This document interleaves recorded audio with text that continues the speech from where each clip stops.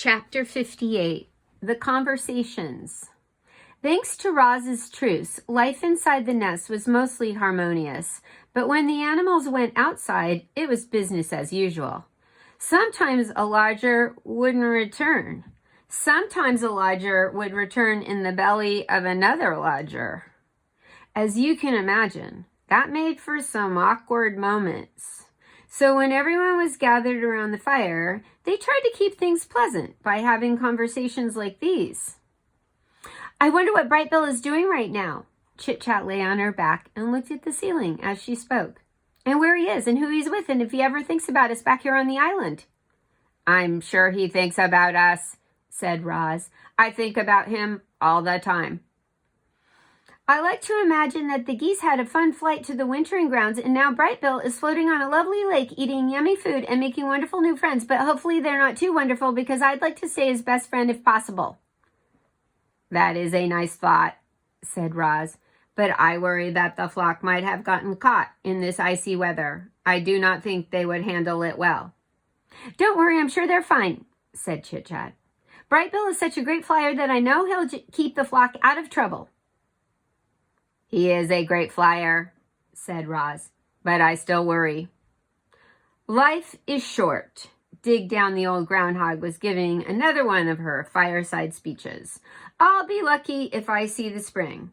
I don't want your pity. I've had a good run, but I'll tell you what, if I could do it all over again, I'd spend more time helping others. All I've ever done is dig tunnels. Some of them were real beauties too, but they're all hidden underground, where they're no good to anyone but me. And they weren't even good to me this winter. Now, the beavers, they have it all figured out. They built that beautiful dam, which created a lovely pond that made all our lives better. That must feel mighty good.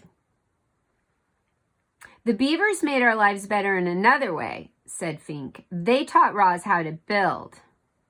Ain't that the truth, said Dig Down. Roz, you must have saved half the island with your lodges.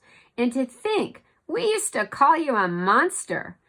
I'll repay my debt to you if it's the last thing I do.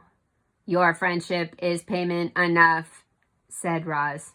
Oh, please, your sweetness is going to make me sick. There must be something we can do. Your friendship really is enough. Friends help each other, and I will need all the help I can get. My mind is strong, but my body will not last forever. I want to survive as long as possible, and to do that, I will need the help of my friends. The animals listened quietly to Roz and thought of their own struggles to survive. Life in the wilderness was hard for everyone. There was no escaping that fact. But the robot had made their lives a little easier, and if ever they could, the animals would return the favor. I have seen 93 winters, far more than any of you. Crag the turtle spoke slowly, but everyone always listened to his words. And I can tell you that the winters have gotten colder, and the summers have gotten hotter, and the storms have gotten fiercer. I heard that the ocean has gotten higher, said Chit-Chat, but I don't see how that could be true. I mean, where would all that extra water come from? You are right, the ocean is higher, said Crag. My grandfather used to say that long ago this island was not an island at all. It was a mountain surrounded by flatlands. And then the ground shook and the oceans grew and the land slowly flooded until the mountain became this island. Animals from far and wide were forced to come here to escape the floodwaters. In those early days, there were too many animals living too small a space. The island did not have enough food to feed them all, but between fighting and disease and famine, a balance was finally reached, and we have kept the balance ever since. Chit-Chat's eyes grew wide with concern. If the ocean keeps rising, this island will be swallowed up by the waves, and I don't even know how to swim. If the waves ever do swallow this island, it will not happen for a very long time, said Crag. By then we will all be long dead, even me. Everything has a purpose. It was Swooper's turn to lecture the lodgers. The sun is meant to give light. Plants are meant to grow. We owls are meant to hunt. We mice are meant to hide. We raccoons are meant to scavenge. Roz, what are you meant to do? I do not believe I have a purpose. Ha! I respectfully disagree, said Swooper. Clearly, you are meant to build. I think Roz is meant to grow gardens. Roz is definitely meant to care for Brightville.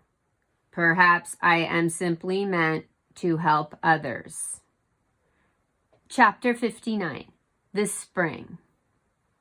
Dripping water, flowing water, splashing water. Winter's blanket of snow and ice was finally beginning to melt. White was fading away to expose the grays and browns that had been hidden beneath. Little green buds were appearing all over. Crowds of bright flowers were rising up from the dirt, and soon the island would be bursting with rich scents and colors. At long last, it was spring. The lodgers returned to their own homes. The hibernators emerged from their secret places. Roz roamed across the island and checked in with the beavers and the bears and all the friends she'd missed. Then the robot went home to work in her garden. After the bitterest winter anyone could recall, life was soon returning to normal. However, it was a quiet spring. There were fewer insects buzzing, fewer birds singing, fewer rodents rustling.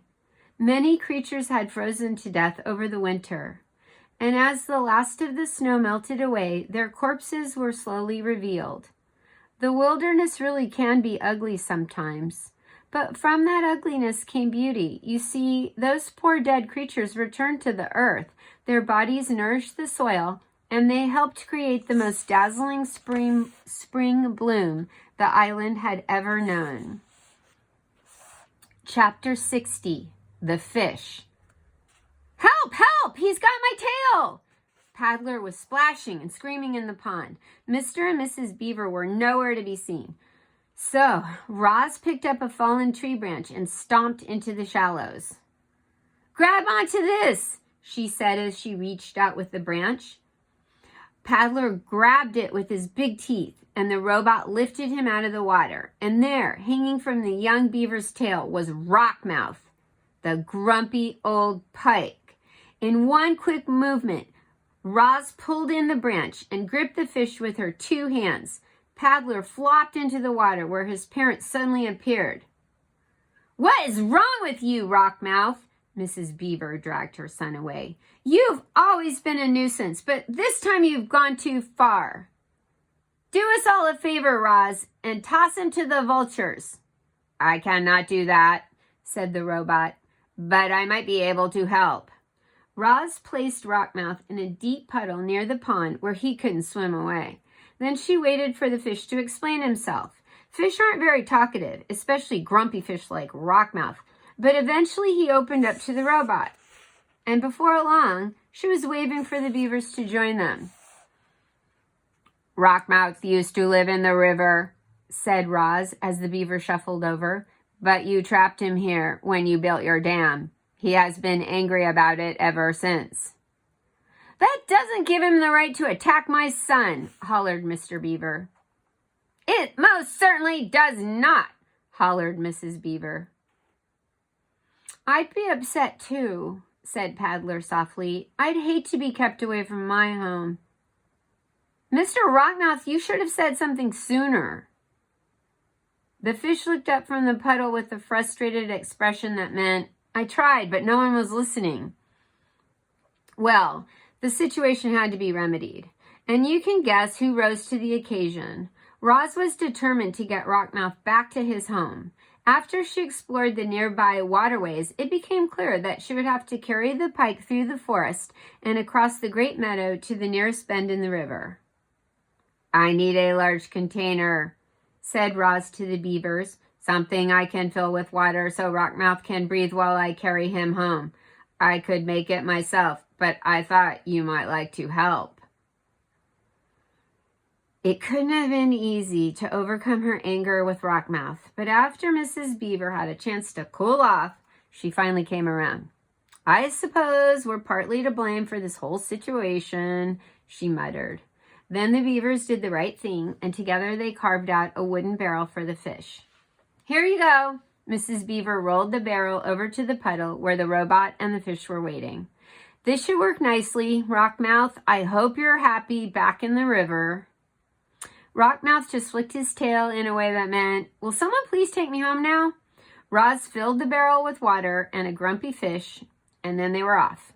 She carried Rockmouth through the forest and across the meadow until she was standing on the riverbank. Welcome home, said the robot. Then she tipped the barrel, and the fish plunked into the river. Rockmouth's face poked above the surface. He flashed a big, toothy grin, and then he quickly swam away.